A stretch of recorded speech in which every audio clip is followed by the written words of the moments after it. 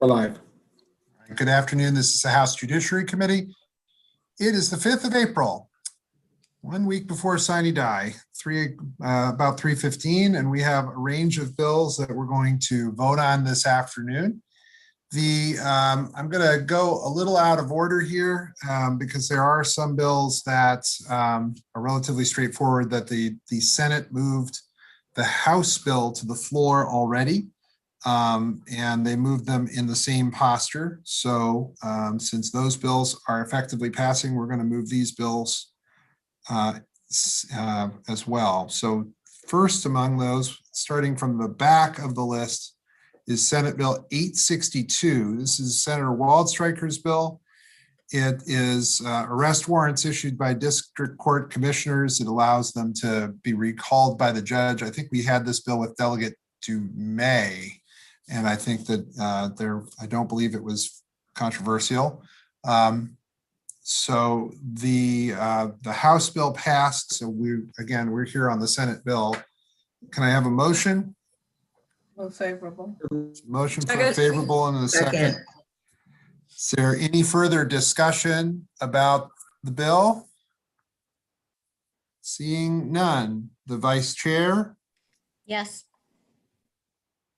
Delegate Arikan. Yes. Delegate Bartlett. Yes.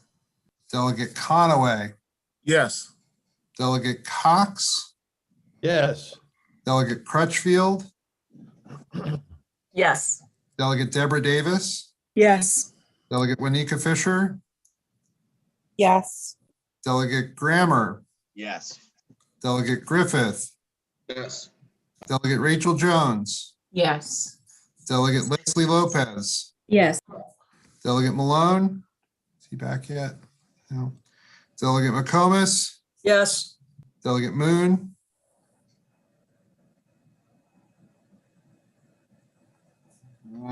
Delegate Shetty. Yes.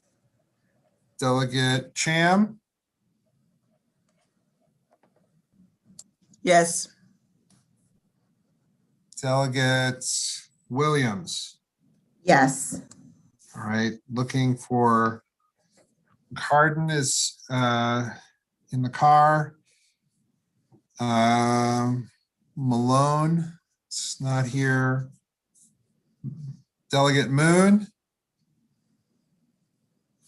All right, I don't see him either. So 1, 2, 3, 4, 5, 6, 7, 8, 9, 10, 11, 12, 16. All right. All right, Senate Bill 752 is a Baltimore City bill. And it was approved by the city delegation. It just deals with promotional appointments to the Baltimore Police Department.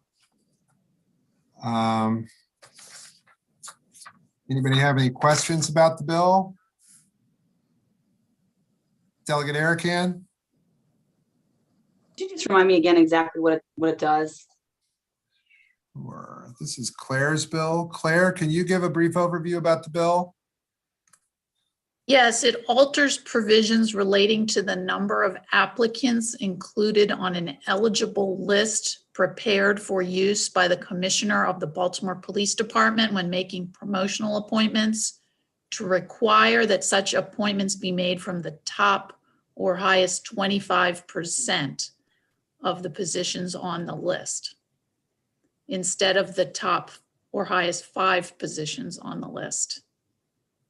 Interesting. Do we know why?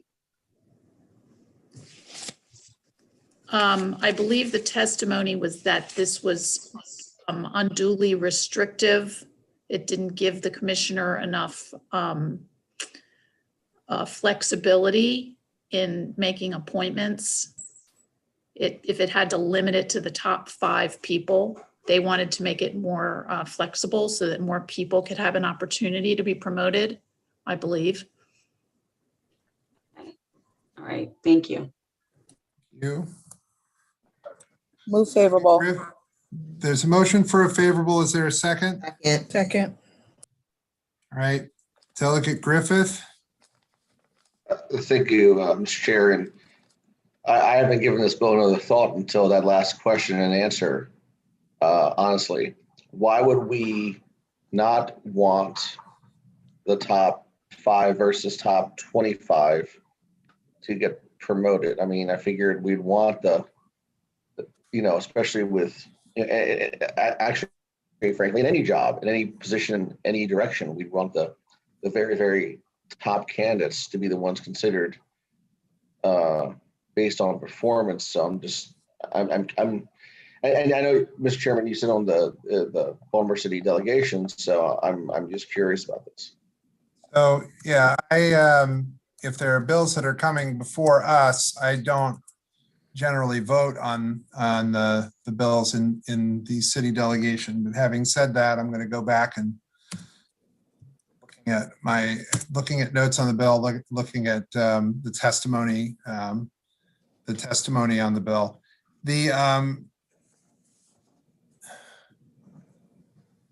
So this goes to 25%, not necessarily the top 5 people. It goes to the top 25% of the people who are seeking to be promoted. So they have been working on this issue in relation to their work on the consent decree. If you want to look at the work that they've been doing related to this, the consent decree, you can go to the police department's website to do that. It creates a bit of a broader pool, but it seeks to build beyond, I think, gives the opportunity to look beyond a standardized test score to look for people who may possibly deserve that promotion. And so that's the goal, is that if you have somebody who maybe doesn't do as well on a standardized test, but they have been doing very well on community policing, they've been doing well in other areas of just straight up policing, this provides at least some other way forward for them to potentially get a promotion. Thank you. Delegate McComas. Question. All right. What if only one person took the test, 25%, they're it? Or if 4 people took it, then it's the top 25%, which would be the top guy, or the one would be the 25%. I guess what I'm kind of concerned about is I know what they want to do, but is there a certain level that you have to get for the test before other things get concerned? There ought to be, so that, I mean, if you have a bunch of people that are all of the same test score within, maybe a 0.2 or 0.3 of each other, then I could see that. But I guess my concern is you want a certain level of the test competency and then start considering the other things. So I think to just say the top 5 or the top 25%, in other words, maybe you could stratify what the criteria is. That's just, I mean, that my only concern is you want a good pool of candidates. And I understand what you're talking about. You can have people that are really good at taking tests, but they're horrible dealing with the community. So you want to kind of not necessarily hire them or promote them. So I guess my concern is to just say, well, the top 25%, it depends on how many people are running for the, or, taking tests for the position. I don't know how many folks they usually have. The existing law, at least it appears that with right now, it is just the top 5 people on the list that they can choose from. This allows for a larger chunk of people to be considered apart from just the top 5. My understanding of the process when it comes to making promotions is that I think it's very, very rare that it's a incredibly small list, that this is usually a list where 25%, it might be 5 people, it might be 10 people, but it's not that there's only one person taking the test, generally speaking. Okay, I mean, I'm used to small government, so pardon me for that then. That's fine. Are there further questions about the bill? There is a motion for a favorable and a second. I'm going to do the roll call. The vice chair, Yes. Delegate Arakan, No. Delegate Bartlett, Yes. Delegate Cardin is still not with us. Delegate Conaway, Yes. Delegate Cox, No. Delegate Crutchfield, Yes. Delegate Davis, Yes. Delegate Juanita Fisher, Yes. Delegate Grammer, Yes. Delegate Griffith. No, can I take just a quick moment to explain my vote? Sure. And this is what I was planning to vote on going into this conversation. And I'm definitely not one to interfere with local jurisdiction bills. I voted to support transferring Baltimore City Police to the city. I think that's the right thing to do. But we all the legislation we've considered this year about policing is about better policing and making sure we have our good and best cops pushing forward. And I'm not sure why we would expand the promotion search beyond the best ones, even if it's taking a test. And a test is to prove your knowledge about being a police officer. So I'm sorry I didn't unpack this before now. I apologize for that. That's my failure, but I'll be voting no on this. Rachel Jones, Yes. Lopez, Yes. Malone, No. McComas, No. Moon, Yes. Shetty, Yes. Cham, I'm gonna vote yes. Watson, Yes. Williams. Yes. All right. 5 against. 14 in favor. The motion passes. All right. Now we're going to go, I'll go to the top of the list. Senate Bill 17. This is Wade's Law. We saw a different version of this bill pass out of the House than what passed out of the Senate. Idea here, I think, is to conform Senate Bill 17 to the House version as we passed it, and then we'll hopefully get to go to conference. Is there a motion? So first things first, we need to approve the amendments on the bill. Move to conform. Move to conform to the House bill has been made. Is there a second? I'm sorry, Second. what's the bill number, Mr. Chair? Senate Bill 17 Second. and a second. Any further discussion on the motion to conform to the House bill? Seeing none, all in favor of conforming to the House bill, please raise your hands. Arakan, McComas, Griffith, Cox, Crutchfield, Davis, Conaway, Cham, Atterbury, Shetty, Jones, Bartlett, Moon, Lopez, Grammer, Watson, Malone, and Williams. Anybody opposed? Mr. Chair, I have a question. Didn't see anybody opposed, but go ahead, Delegate Fisher, on your question. To conform it to the House version, it was my understanding that the Senate version had a lower penalty and incarceration in the House, or is it ours that does? It's the other way around. We have the lower incarceration, but Okay, it's likely to Okay. end up going to conference anyway. okay. All right, so we're now on the bill as amended. Any further discussion? Move the bill as amended. Thank you. Is there a second? Second. All right. So the bill is amended. The vice chair, Yes. Arakan, Yes. Bartlett, Yes. Cardin, is not here, Conaway, Yes. Cox, Yes. Crutchfield, Yes. Deborah Davis, Yes. Juanita Fisher, Yeah, Grammer, Yes. Griffith, Yes.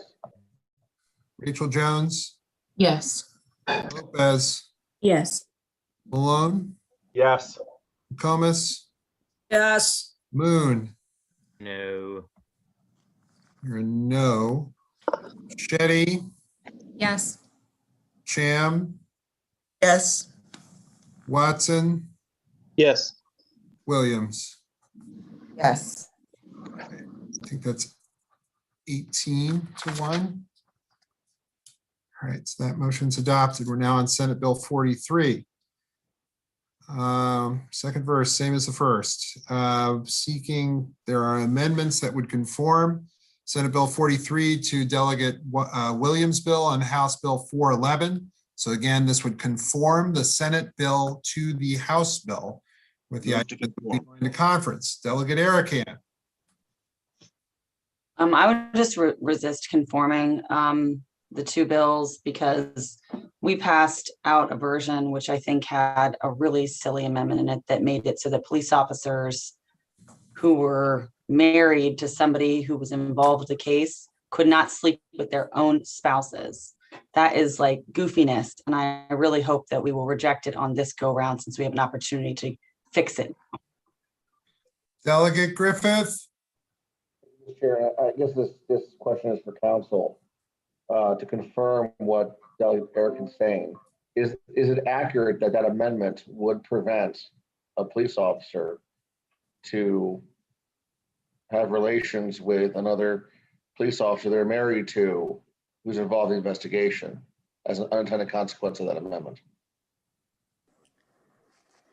Well, the only difference between the two bills is that the Senate bill has an exception, says paragraphs, the previous paragraphs do not apply if the law enforcement officer had a prior existing legal sexual relationship with the person. And so to the extent that they were married, that the police officer is married to somebody who is a victim, a witness, or a suspect in an open investigation, it wouldn't apply. So if their spouse was a police officer and the police officer was considered a victim, a witness, or a suspect in the open investigation, yes, I suppose that's correct, but I don't know how often that actually happens. But even if it happens one time, but without a very simple exception like the Senate has, I guess my question is what Delegate Erickson said is accurate. That our bill would not allow for a pre-existing legal relationship to move forward during an investigation.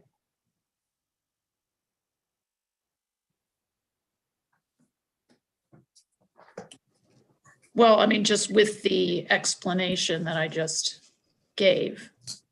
Okay, so that is the accurate assessment. So I guess my question is, why wouldn't we make that simple exemption like the Senate did? I'm sorry, this is for the committee. Why would we make that simple exemption for something we know is to be true now?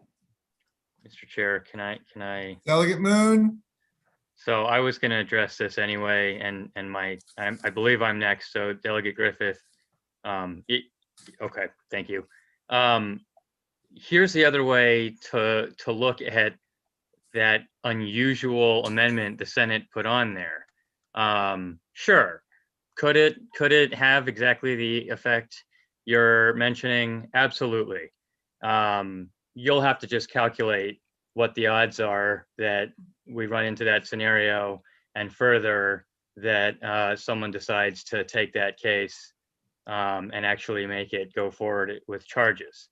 But here, on the other hand, is another way of reading that exact same language.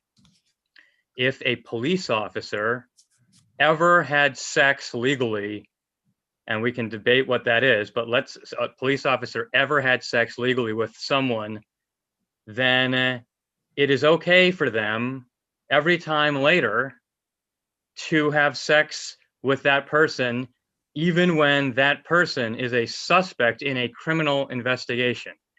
And let me give you two very clear scenarios where this would come into play.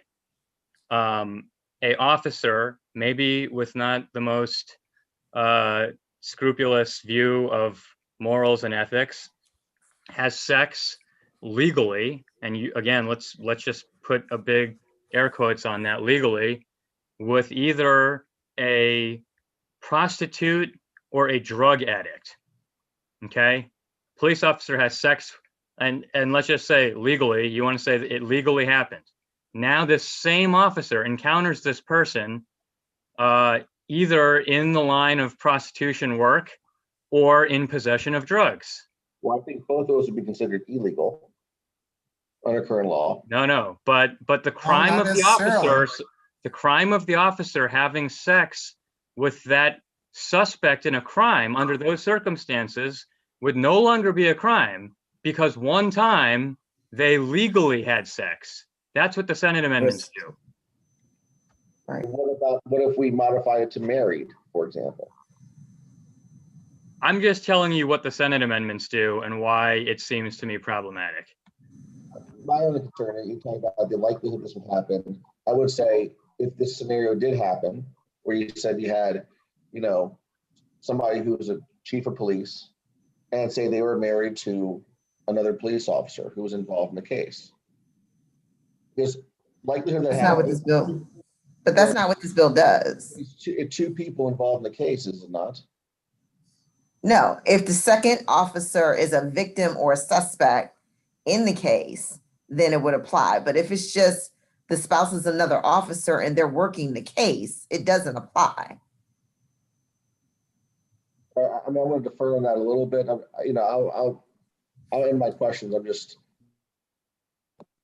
definitely like the Senate version better. Thank you. Delegate Arakan. Thanks, Mr. Chair. I just want to make sure I can sort of distill this back down to where we're really at. There would be a way to amend it so that it did not include the scenario that Delegate Moon talked about, because obviously that's unacceptable. That should obviously be a crime. So we could say something like a current sexual relationship. So that means if somebody's already in a consensual relationship with somebody that's sort of ongoing or some kind of language, that way we're not including people like at least in our department, there's a lot of officers who are married to people that are tangentially related to other policing things. So social workers, nurses, sometimes police officers will go to the hospital because a nurse has been assaulted. The nurse is the person's wife. I mean, I know we're trying to think about it on a big scale, but we have a lot of small precincts where people truly do know each other and are married to each other and are dating each other. And so if the victim is a nurse and the officer shows up to investigate is married to her, then it includes them. And it's just silly. There's no reason to do that when we could easily say something, make a tiny change that said an ongoing sexual relationship, an ongoing consensual sexual relationship, something like that, so that we're not, just passing it and saying, hopefully no prosecutor ever gets angry at a cop and uses this against them, because that's never happened before. Delegate Williams. I was just going to say, I think we should just move forward with what has been proposed. This is going to go to conference committee anyway. And so Delegate Arakan, I think your concerns can be addressed in the conference. All right, so there's the amendments that would conform the bill to the House version of the bill, which would then, if it passed here, go to the floor, and then we would go to a conference committee. So that's the ultimate where we're heading with this. So with that in mind, do I have a motion on the amendment to conform to the House bill? Moves. So moved. Is there a second to Second. conform it? Second. A second. All right. Is there? We've already discussed this amendment. All in favor of conforming to the House bill, please raise your hands. Delegates Williams, Moon, Atterbury, Jones, Shetty, Crutchfield, Davis, Conaway, Bartlett, Lopez, Fisher, Watson, Cardin. All those opposed? Arakan, Griffith, Sham, Cox, McComas, Malone. I see 6, and Grammer, I see you. All right, 12-7, the motion to conform to the House version is adopted. Favorable. There's a motion for a favorable on the bill as amended. Is there a second? Second. And a motion and second. We've had discussion. I get the larger points, but we are going to conference, so I'm going to call a roll call here. The Vice Chair, Yes. Delegate Arakan, No. Delegate Bartlett, Yes. Delegate Cardin, Yes. Delegate Conaway, Yes. Delegate Cox, No. Delegate Crutchfield, Yes. Delegate Deborah Davis, Yes. Delegate Wanika Fisher, Yes. Delegate Grammer, No. Delegate Griffith, Delegate Rachel Jones, Yes. Delegate Lopez, Yes. Delegate Malone, No. Delegate McComas, No. Delegate Moon, Yes. Delegate Shetty, Yes. Delegate Cham, No. Delegate Ron Watson, Yes. Delegate Williams. Yes. 13-7. Mr. Chair, can I ask a question? Yes, When we go to conference committee, are the things open for debate in conference only those things that are not aligned, or is everything open in a conference? generally, everything is open in a conference on the bill. Okay, thank you. All right.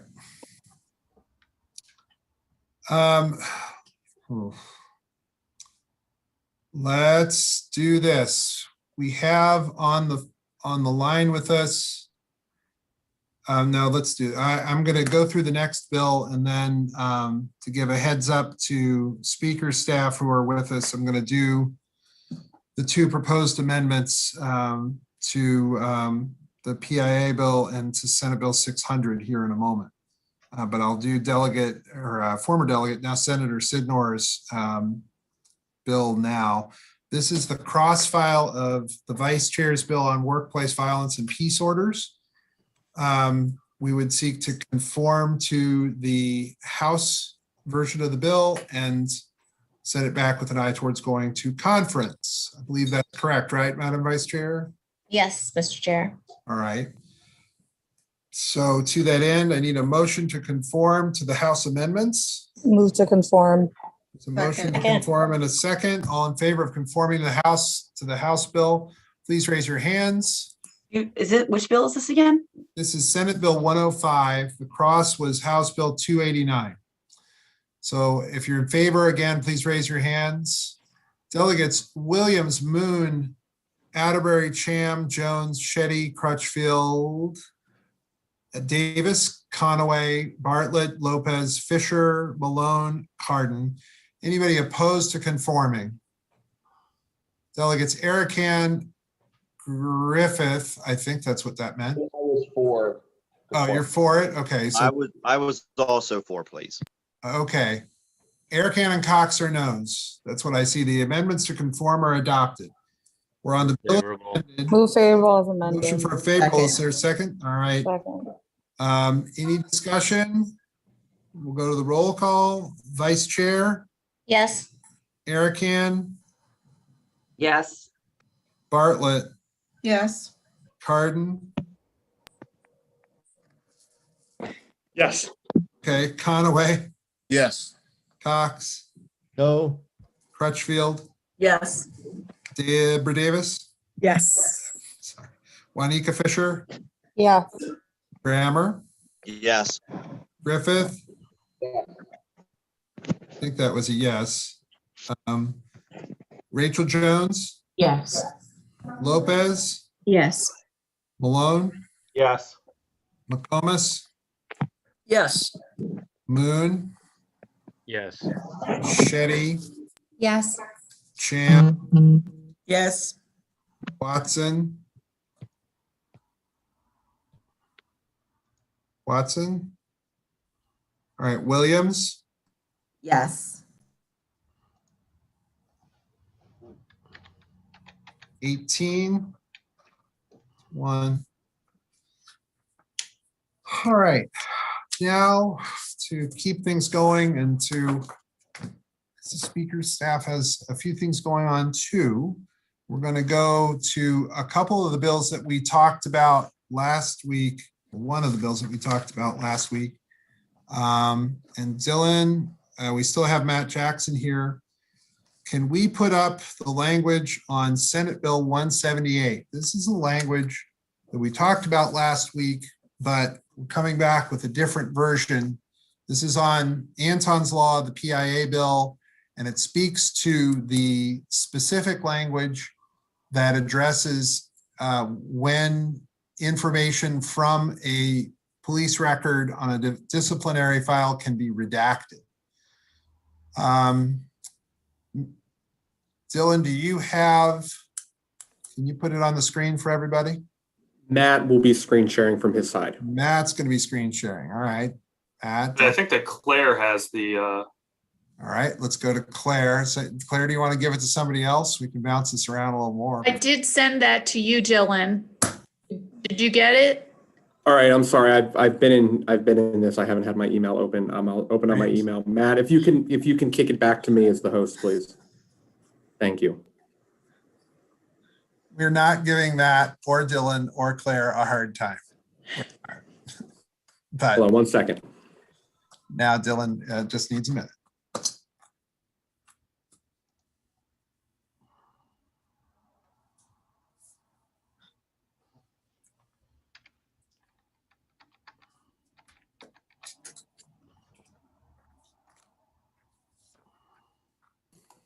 Which bill do you want to do first, Mr. Chair?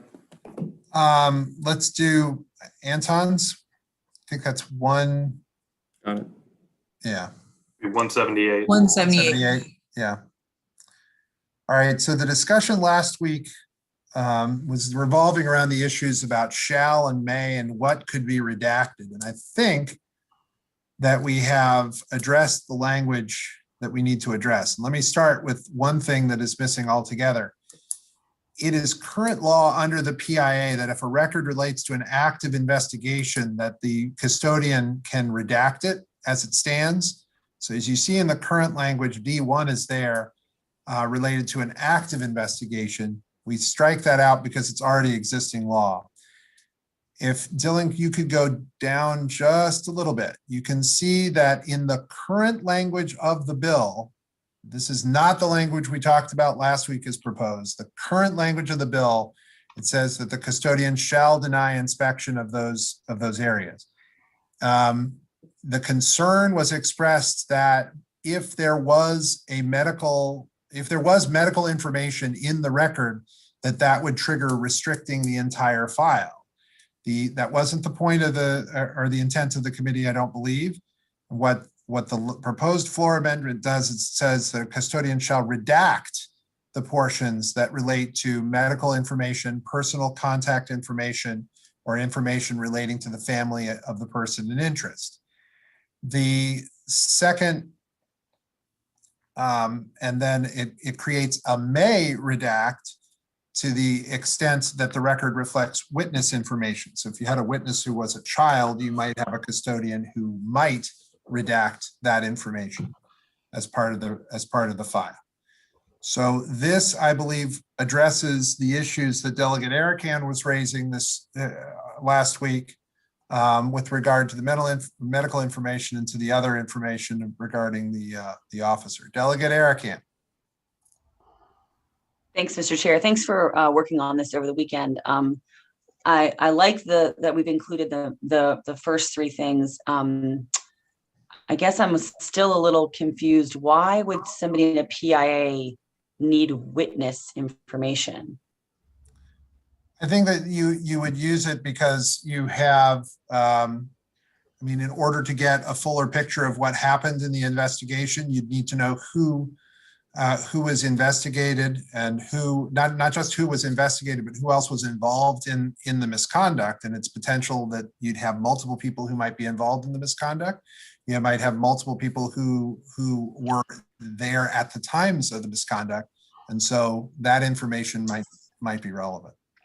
So we've had like State's Attorney Mosby come down a bunch of times trying to get bills passed that would better protect witnesses. And I feel like this is going to go the opposite direction. And I mean, just reading this, now that I know if this is how it passes, I would be less likely to be a witness if I thought that the people that were upset with me for snitching would be able to find out who I was, especially if my children were with me and they were witnesses. I mean, a lot of work was done on this. I see that it's a lot better, but I'm still very concerned to why anyone would need witness information in a currently a culture of serious witness intimidation that we're dealing with in our state.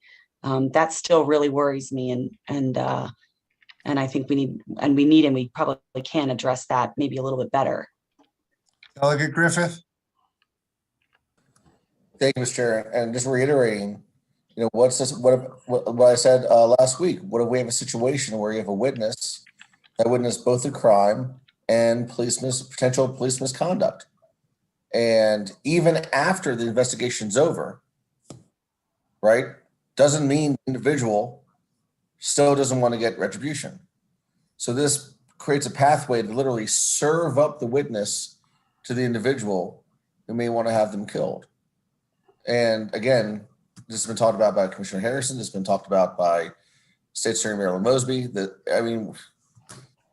is, I can't even begin to understand why we would want to create a pathway for witness information to be handed to people under investigation or convicted criminals. Why would we want to do that?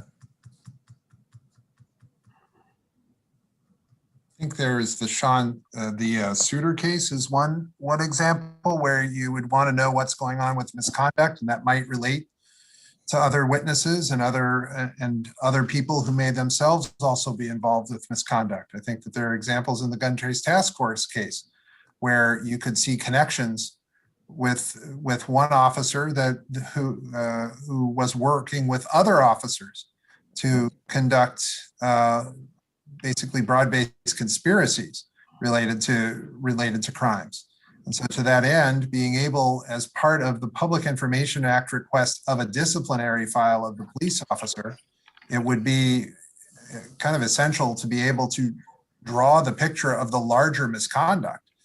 And I think not having an express and total prohibition against providing that information would could create issues to the better understanding the scope of misconduct that occurs. With that, I'll give McComas. Mr. Chair, I've had my hand up. I'm just going down. Oh, I'm sorry, I missed you. Delegate Cox and then Delegate McComas. I missed you. Go ahead, Delegate Cox. I'm sorry, I didn't want to jump in front No, of you're fine. but, You weren't jumping in line. I just missed you on the list. Sorry. Oh, thank you. I wanted to say what you just said, Mr. Chair, is not what the current language says. If you look at the current, not what the proposed language says. If you look at the current language, and then if you add on D2, which is the proposed section, a custodian may, but you fix it to say what you just said, and that is to the extent, it may redact, to the extent that the record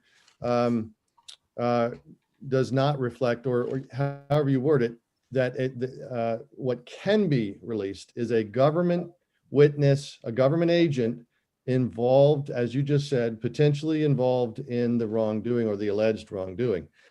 That would tighten this to do exactly what you said. Now, as it currently stands, this is, a recipe for killing witnesses. I don't think that's the intent.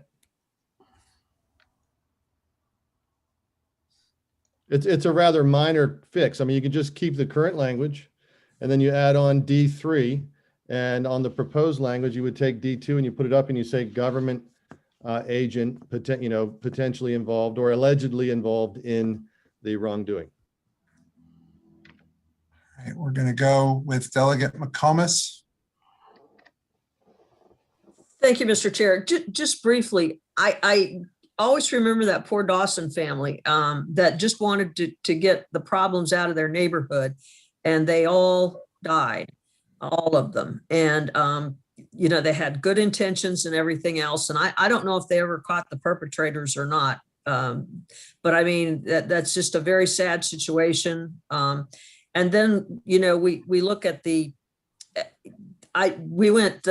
was pre you as chair, but we went down to the medical examiner's office, and Dr. Morheim, who's a emergency physician and would work on the weekends. He had a couple of major drug dealers come in for emergency care, and they basically, talked about drugs, all kinds of stuff. And the bottom line is those guys knew exactly who went to what corner and what they should sell and what they should bring back. So the problem is that you could have somebody that has asked for a PIA, and you don't know, it could be somebody that's a little kind of corrupt in the news media, or it could be just a citizen that you wouldn't know has a connection to some other nefarious folks, and the stuff will travel like wildfire. So I think what Delegate Cox is suggesting makes good sense, because I think there's a real fear. We've got that culture of stop snitching, and it's pervasive. And that's why many of the crimes that are committed against children, things don't come to light for years, especially that little girl, little Mackenzie, that was killed on her porch like 4 or 5 years ago. And everybody said, oh, they'll catch the guy within a week. And no, that didn't happen. So I'm real concerned about protecting the witnesses. And I know that we don't have a lot of folks, representing the concern for this health and safety of witnesses right now. I think Russell Butler retired. And so that's a concern. Delegate Shetty? Thanks, Mr. Chair. First, thank you to you and others who have worked on this language to address some of the concerns raised last week. I think this gets a lot closer to where many are likely to be comfortable. I just have a couple of really quick questions. So may redact is not the same as shall disclose, right? So like the custodian is not being directed to disclose witness information, right? This is like giving the custodian discretion. Yes, it gives the custodian discretion to reveal. Okay, and the custodian is somebody who works within the police department? That's correct. So this is somebody who would likely have, some sense of when it might be safe to utilize his discretion appropriately? I'd say that's true. Okay, just curious about that. Thank you. And then the last question I had is this relates to specifically police misconduct records, right? So this is like the world in which we're discussing that. That's correct. Thank you. That's all I had. Delegate Grammer. Thank you. Thank you, Mr. Chair. 2 questions. So it looks like the changes as proposed, first, require a shall redact on the portions of the records that are not witness information. Is that correct? The medical information and such. That's correct. So my second question is, can somebody dispute that? I see the intent of what we're getting at here, but I mean, can someone say like, that's not going to result in the targeting of a witness or the attack on a witness? Because I understand the concern with it. Yeah, I think the delegate actually kind of touched on it and touched on the point. The people who are going to be revealing this information are the custodians at the police department, and the police are the people who have at least an interest in protecting people who are whistleblowers in these cases and helping to root out misconduct. And I think that making it a may witness information both at the same time lives up to the spirit of the PIA, while at the same time giving the police departments the ability to have the flexibility to say, no, this isn't relevant here. And we do want to protect witnesses who have raised issues related to misconduct here. Yeah, but doesn't there continue to be a hole here? I mean, half of what we talk about is a failure in the system, and then somebody gets wrapped up in it. And I mean, isn't it a legitimate cause here to say we could disclose witness information, which, I mean, we're the witness intimidation capital of the world. I mean, isn't that true? Couldn't this be tightened up a little more to protect those from disclosure? I think that the idea here is that you want to be able to provide the information that's within the misconduct file so that people can understand the scope of the investigation that was happening related to the misconduct, that revealing the scope of that information with the misconduct is the important issue here, is the reason for the bill, and providing information as to what what how they got to where they got to as part of that investigation. I mean, you would have to be able to disclose at least some information about people who witnessed the misconduct. All right. Well, I appreciate that. Go ahead. Sorry. Go ahead. Finish up, and then. No, I really appreciate the effort and the intent of what you're getting at here. There continues to be a little bit of a hole here that I'm concerned about, but I appreciate the answers. Delegate Arakan, then Delegate Deborah Davis. So, I mean, in just in terms of the other portions of the police reform that we've done, I mean, we're now going to be allowing totally anonymous people to file complaints, which this seems to directly contradict. So that just seems a little bit weird to me that on one part of the bill or the package of bills, we're allowing total anonymity. And then if somebody decides to actually give their name, now we're saying they could end up on a hit list for, some, like, imagine if the gun trace task force people had other guys that we didn't catch, which I'm sure they probably did. And that guy could go do a PIA, pull the names, and go take care of witnesses. I mean, and whereas if the witnesses decided to be anonymous, then those people would still be protected, but not the ones that decided to use their names because they were willing to testify or something. I don't know. It just seems incongruous to me. I understand that. I mean, I'm willing. I'm still listening here. I'm going to continue to listen, and we'll hear from Delegate Deborah Davis, and then we'll keep going from there. Mr. Chair, point of order. Where are we? Is there a motion to? So we don't have a motion yet. What this would be is a proposed floor. I would like to move that amendment. Yes, I second it. So Delegate Moon, let me correct, you're seeking to move the Yes. floor amendment? Floor amendment. I'd like to move the floor amendment. All right, Second. you seconded. All right, we're on now, I guess, the formal discussion of the floor amendment now. And we're on that portion. Okay. Some people have already talked and have left their hands up, and I'm trying to figure out where we are. So with that, I think Delegate Bartlett has not talked, so we'll go there, and then we'll go to Delegate Griffith. Delegate Bartlett. Okay, just quick question. So we're talking about something that we believe is police misconduct. And we're debating on whether the witnesses' names who saw that police misconduct or maybe some way helpful in determining whether or not there was police misconduct. We're worried about their safety from whom? That's where I'm losing the part of this discussion. We're worried about their safety from whom?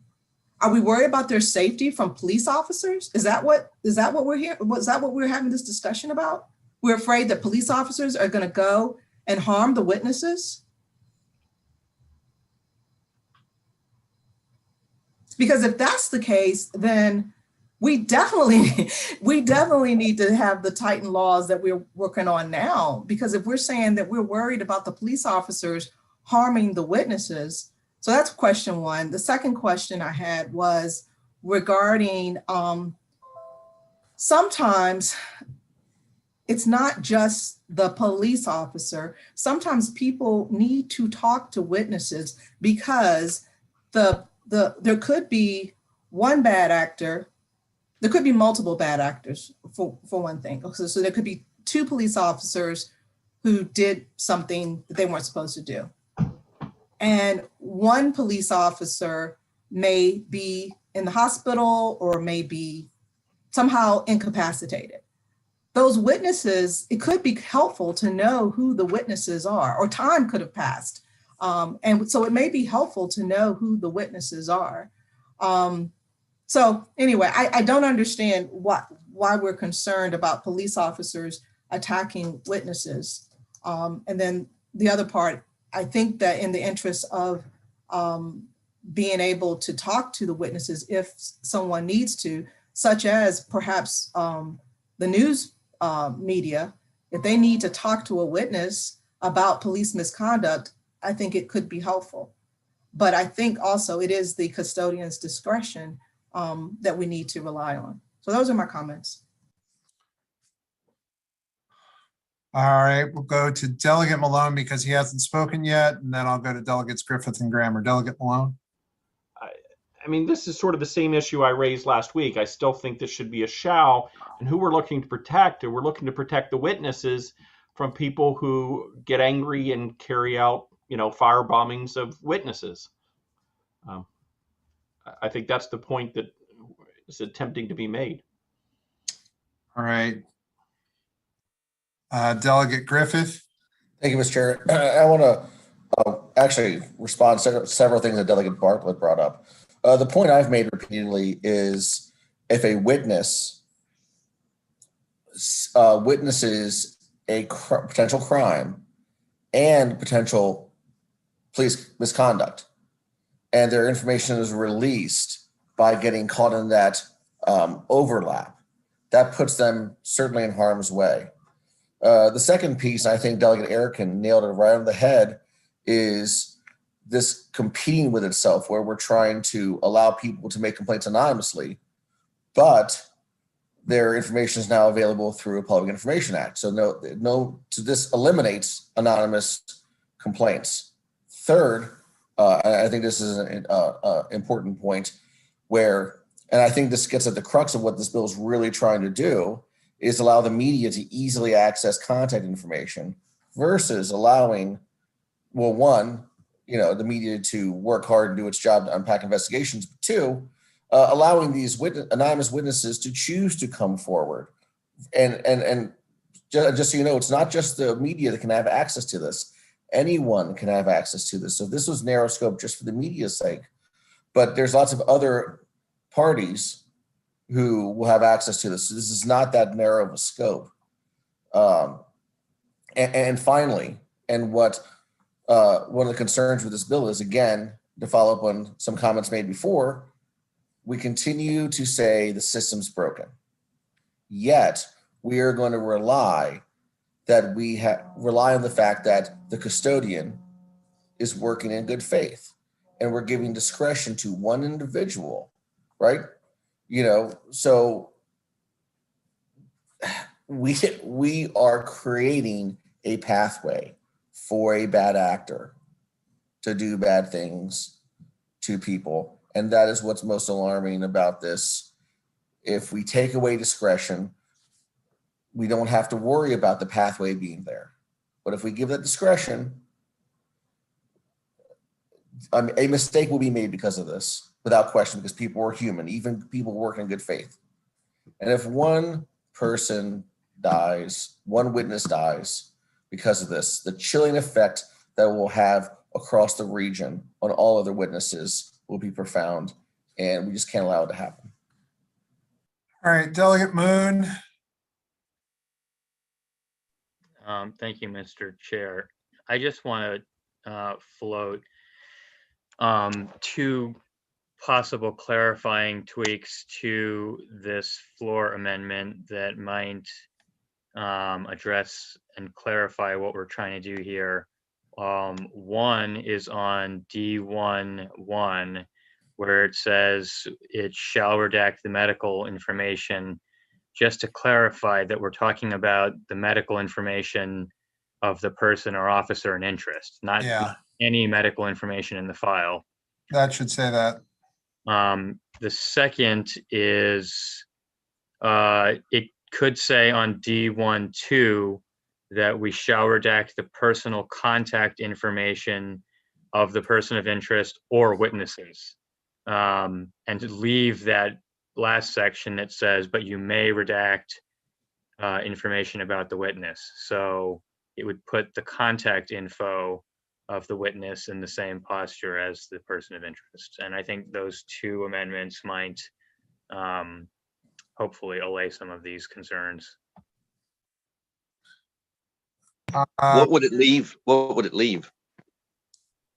There were 6 witnesses to the robbery who were huddled outside the store talking at the time that, I don't know, you know, as opposed to here are their names, phone numbers, and addresses as transcribed by the officer on site. I don't know. This is going to be a little unusual for us, but let's try this. Delegate Moon, Dylan, you have the document in front of you. I need you, well, needed you to maybe leave it up on the screen and then type in the changes that, uh-oh. Yeah. So Delegate Moon, would you, we're going to wordsmith this as a committee, which is going to be fun. So everybody needs to be a little patient. Delegate Moon, you would say that the medical information in D11 would be Should also be of the person in of interest. the person in interest. Yeah, it would just be consistent there. And then in D12, it should be of the person in interest or witness. And everything else could be the same. Person of interest, I think. Yeah. Should be person. In. Person in, it's actually person in interest is the, I think is the term of art in PIA law. So Dylan, in Roman 1, you need, I think we've got that right. It needs to not be person of, it should be person in. All right, so now looking at this.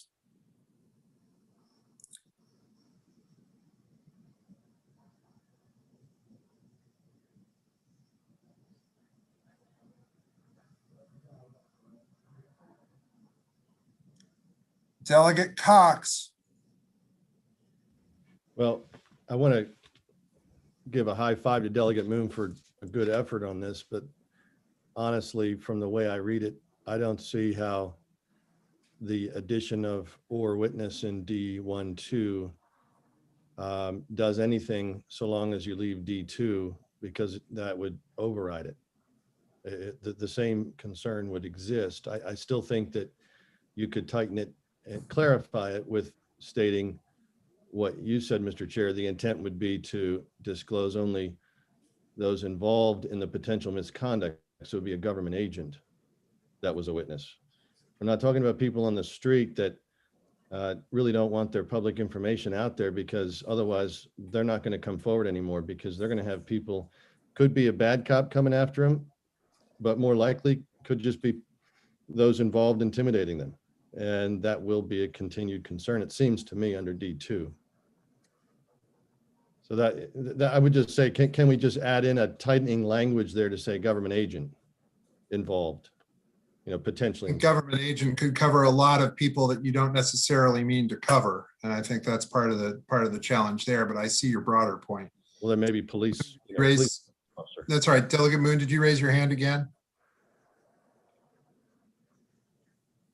Or not? Not. Okay. Oh, no, sorry, no. I'm sorry. I was going to let you come back. Delegate Arakan. This is getting there. Could we add my concern though is just their name. So, you know, if their name is out, it doesn't really matter if we've hidden their phone number or their address. Of course we should hide that. But if their name is out there, so witnesses that want to talk to the media already can. This is just for people who are fearful and want to come forward to protect them. I mean, this whole thing is about dirty cops. I think everybody on here wants to make sure that those people get caught, and also we protect the people that are willing to talk about it.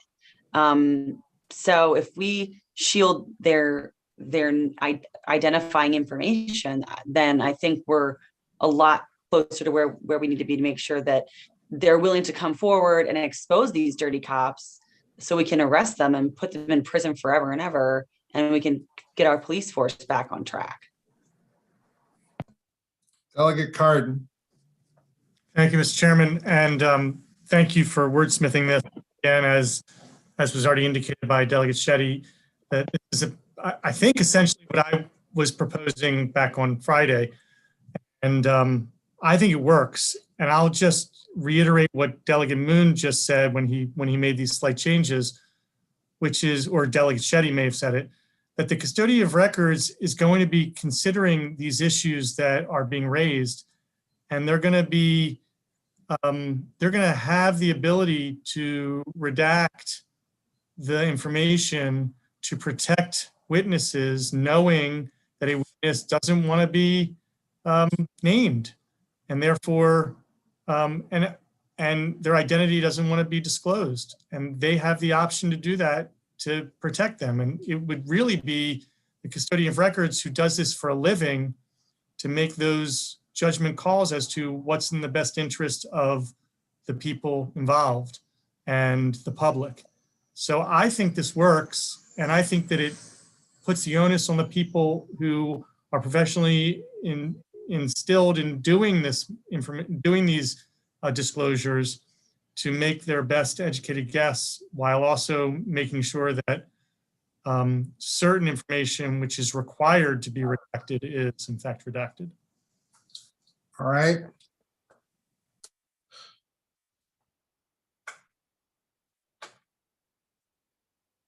So right now we're on the proposed floor amendment. All right, well, let's do this. Move the previous question. We're going to move the quick, well, wait a minute, because there was a motion on the previous floor amendment. So we need to now take up this floor amendment. Is there a motion for this floor amendment? Okay, I'll move this. All right, this floor amendment. Okay. Second. And a second. Fine. First, withdraw the old amendment. Withdraw. Yeah, Moon, you got to withdraw your first. All right, let me withdraw the original floor amendment motion. Fine. Now I would like to move the amended floor amendment. Okay, great. Second. All right. I think we've talked about this quite a bit. So what we're going to do is we're going to vote on this proposed floor amendment as amended by Delegate Moon. All right, Delegate Conaway. Thank you, Mr. Chairman. I would just like to ask Delegate Griffin, you still feel the same way about this amendment now? That the potential for witnesses to be found and rubbed out, I guess? I do. All our conversations we've had this entire session, we're trying to root out bad actors in police departments. And this is assuming there'll never be a bad actor as custodian. This is assuming there'll never be a custodian, with some kind of tight relationships with police, like in the gun trace task force. But this is making a lot of assumptions. It creates a path. Again, it creates a path that's not currently there for bad actors to do bad things. We're not assuming cops are bad, but we know they're bad cops. We've seen the video evidence of it. And we're making a lot of assumptions here. And the second a witness has their information released against their will, that word's going to spread, and people will stop coming forward, and things are only going to get worse. God forbid a witness dies because of this. I think this is ridiculous. Thank you. Delegate Arakan. I just want to make sure I understand what person in interest means. That is the officer. Is that correct? Who the file is about? Or could that be somebody else besides the officer?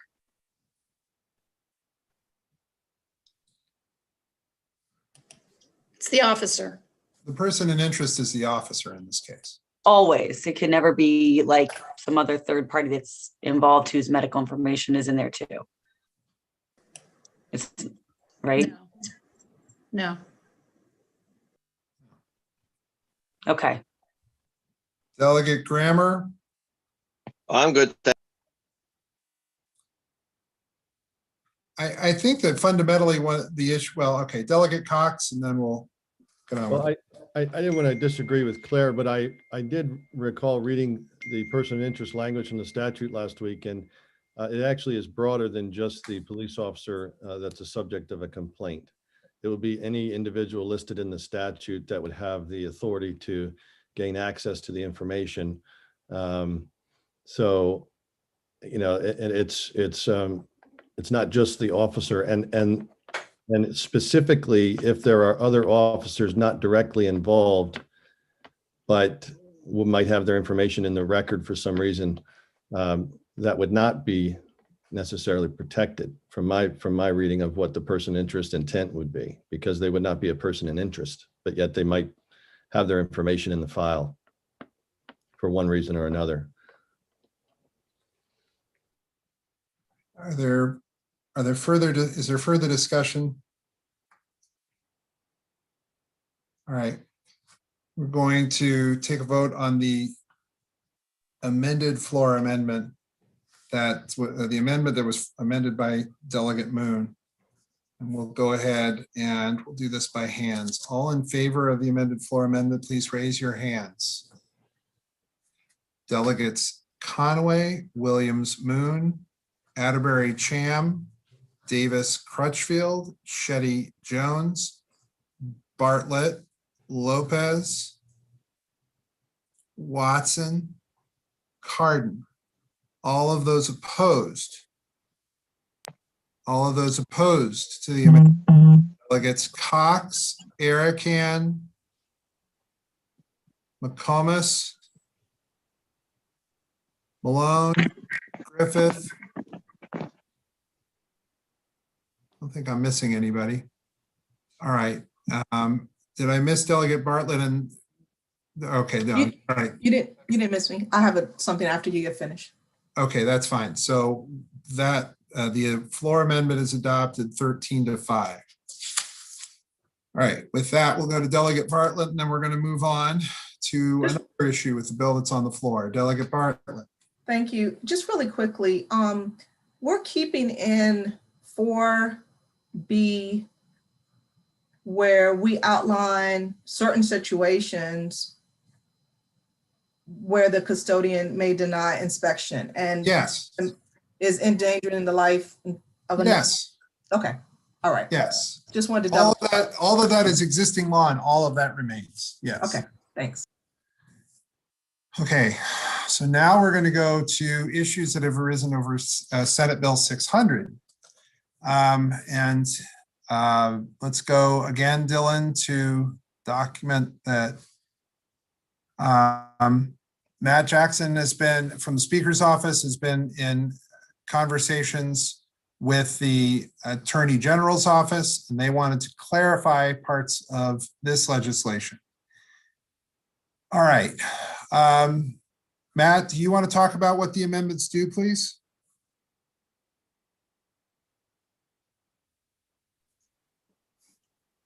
Sure. Yeah. Sorry, I'm having a little bit of trouble with Zoom here. That'll happen.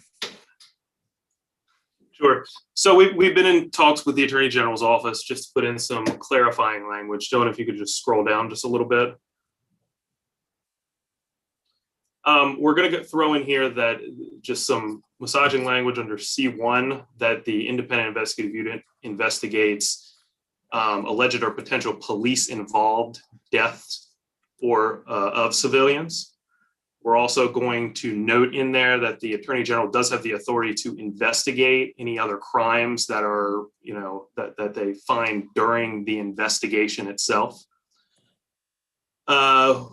D clarifies the Attorney General's powers when they are doing the investigation. Let me clarify that this language, D, does not give the Attorney General any powers to prosecute.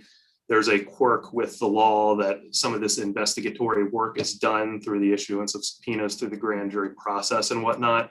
So this just gives them full power to actually investigate everything properly. Subsection E is some more clarifying language that they still transmit the file itself to the applicable state's attorney for prosecution. This does strike language that would otherwise have required the attorney general to actually make a recommendation as to charging. So they will no longer make that recommendation. We're also saying that the clarifying that in some instances, as drafted, the language would have said that the file itself remains confidential, but there are some Brady issues and other issues involving that. So we're just clarifying there that it's except as otherwise provided by law, the file remains confidential. And we're putting a time frame on there through adjudication of the Associated Criminal Act at the trial court level alone. So that's kind of the summary of the amendment. Delegate Cox. Thank you, Mr. Chair. And Mr. Jackson, why is the Attorney General seeking to remove the state's attorneys or to gain the state's attorney's powers for prosecution? Because we had testimony in our committee. There was a lot of discussion about this from State's Attorney Mosby and others very much opposed to that. Am I misreading it? Yeah, this does not, in a vacuum, this does not give any more authority to actually prosecute any of these crimes.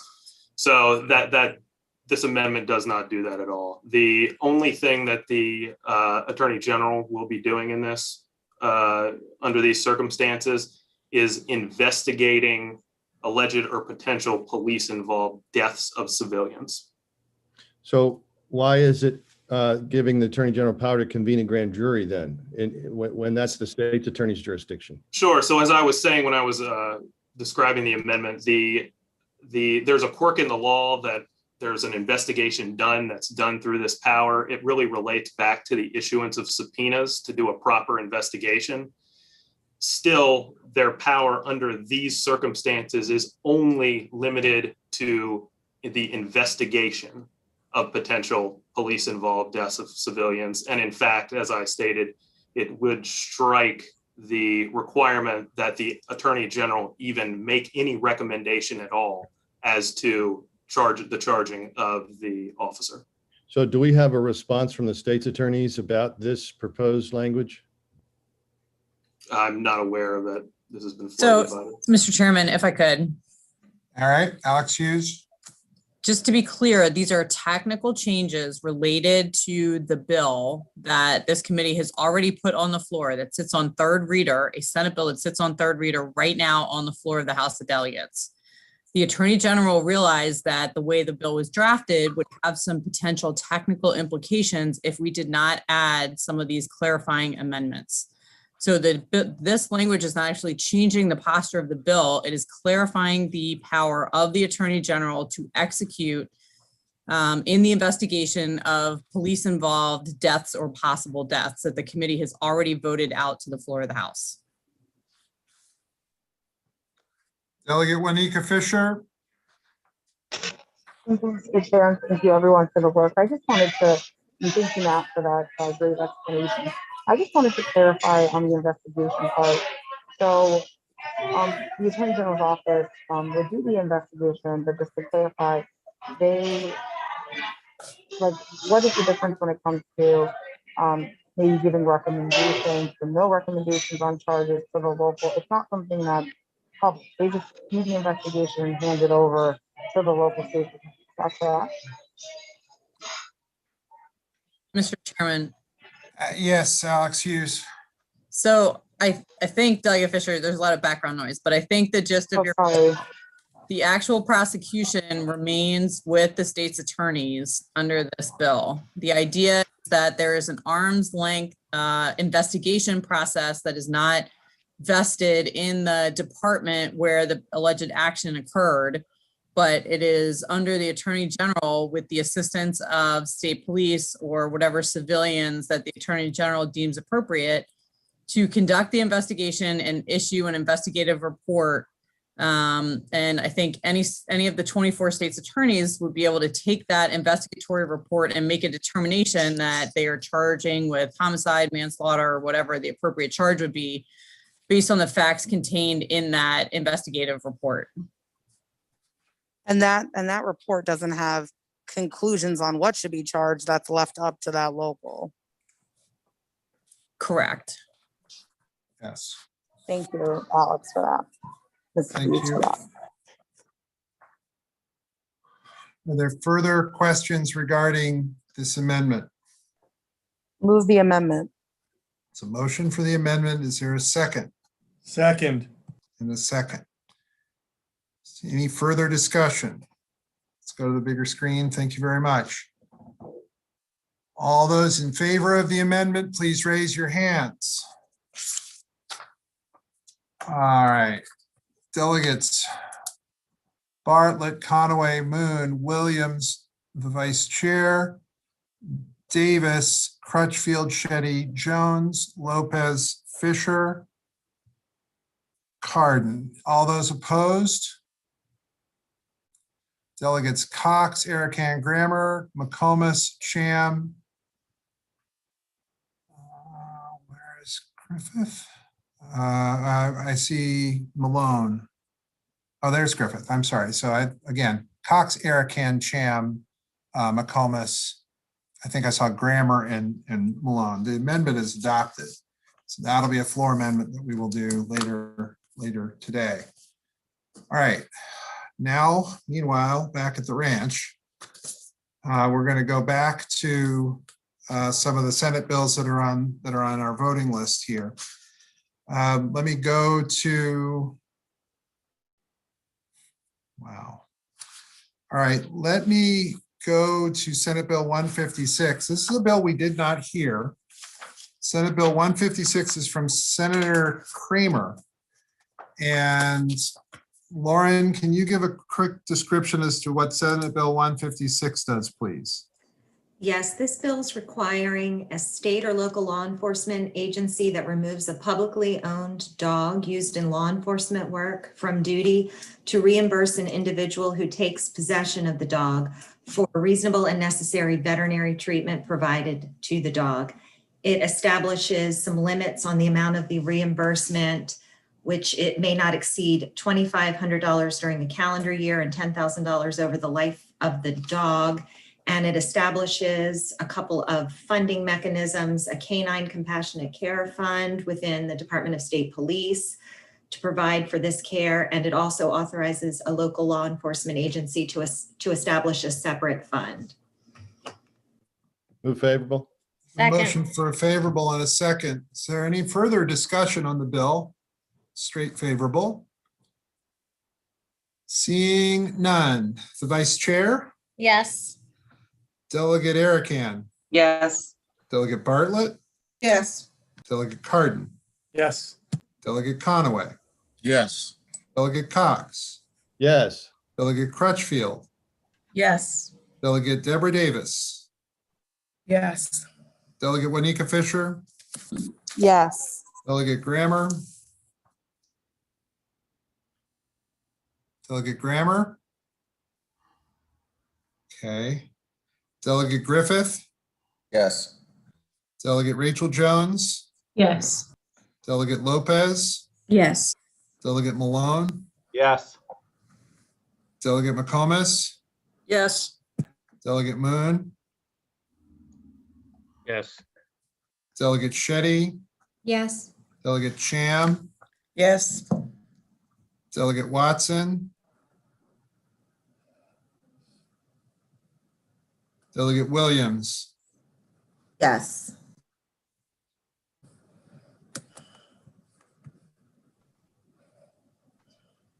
All right, 18.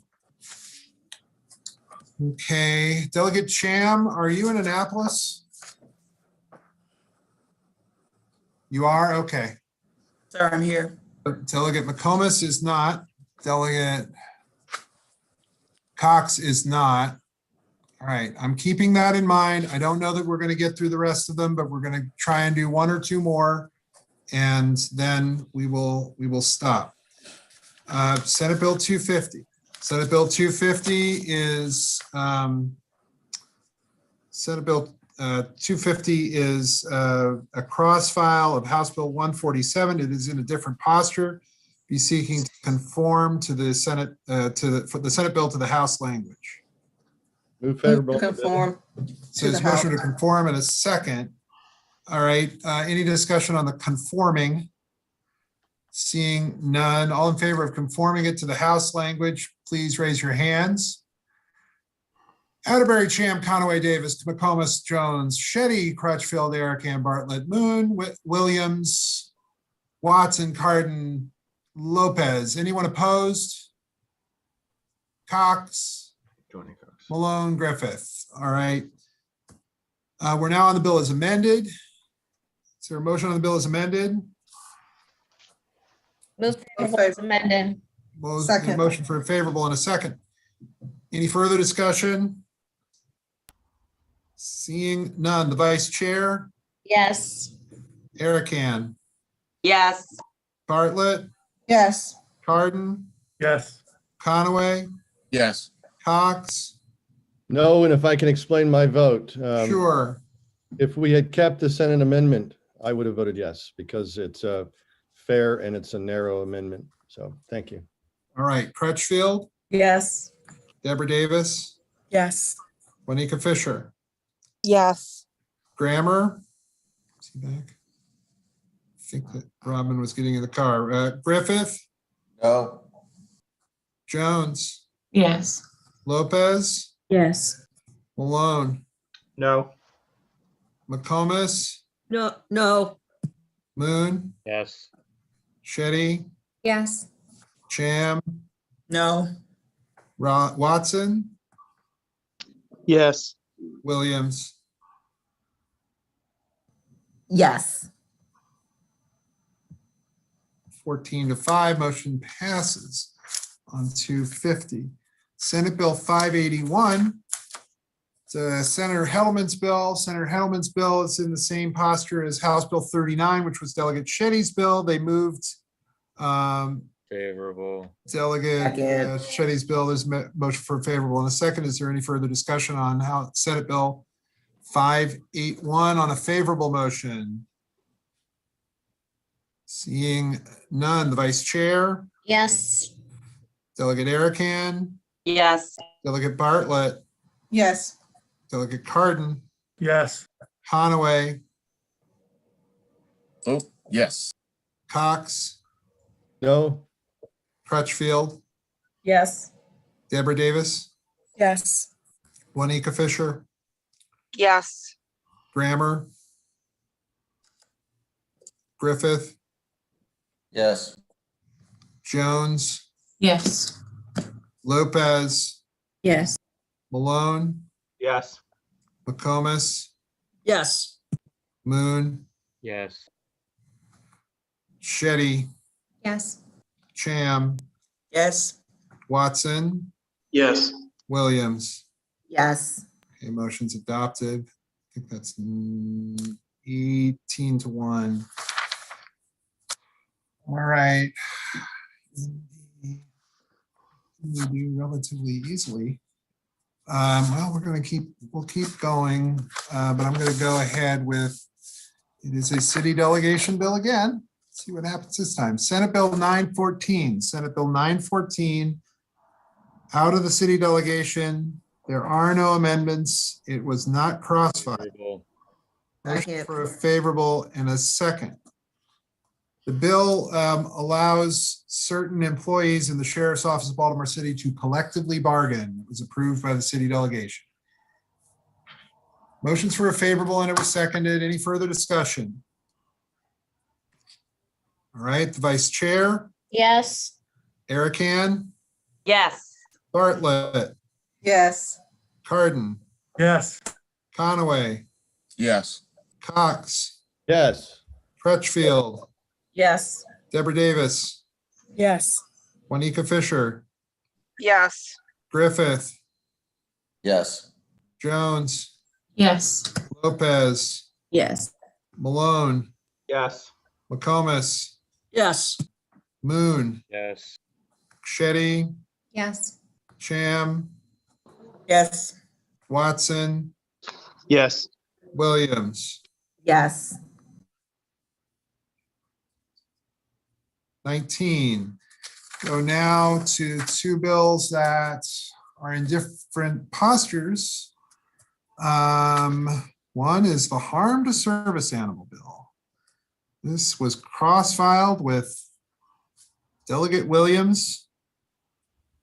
And I believe Delegate Williams indicated that she believes it would be a good thing to go to conference. So that is what the chair proposes. We have amendments that would Second. form the Senate bill to the House bill. There's a motion and I heard a second. Any discussion on the conforming amendments to conform to the House bill? All right, seeing none, all in favor of the conforming amendments to conform to the House bill, please raise your hands. Delegates Atterbury, Cham, Conaway, Davis, McComas, Jones, Shetty, Crutchfield, Arakan, Bartlett, Moon, Williams, Malone, Griffith, Watson, Cardin, Cox, and Lopez. Anybody opposed? Seeing none, those amendments are adopted. We're on the bill as amended. Is there a motion? Move favorable. Move favorable. Is there a second? Second. Motions are favorable with amendment. Any further discussion on the bill? All right, Vice Chair, Yes. Delegate Anderson is not here. Delegate Arakan, Yes. Delegate Bartlett, Yes. Hardin, Yes. Conaway, Yes. Cox, Yes. Crutchfield, Yes. Davis, Yes. Fisher, Yes. Grammer, Griffith, Yes. Jones, Yes. Lopez, Yes. Malone, Yes. Comas, Yes. Moon, Shetty, Yes. Cham, Yes. Watson, Yes. Williams. Yes. 19, and the last, a little bit different, is Senate Bill 623. Depending on how this goes, I'm very sensitive to the time. I don't want to rush this. However, in speaking with the bill's House sponsor, Delegate Barron, there is a change that was made, and I think Claire, right? Could you Yes. committee the difference between Senate Bill 623 and what we passed over? It's, the difference is in the language of the research exception.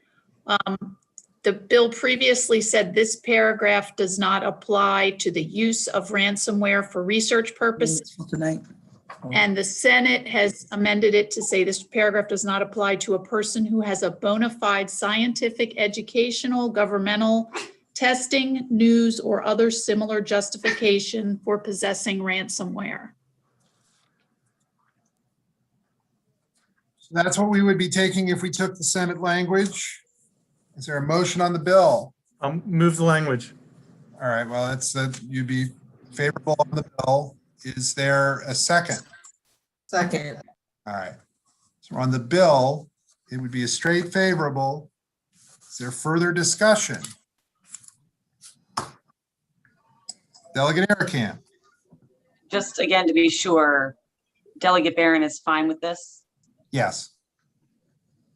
And this doesn't affect the part of the bill that we tweaked?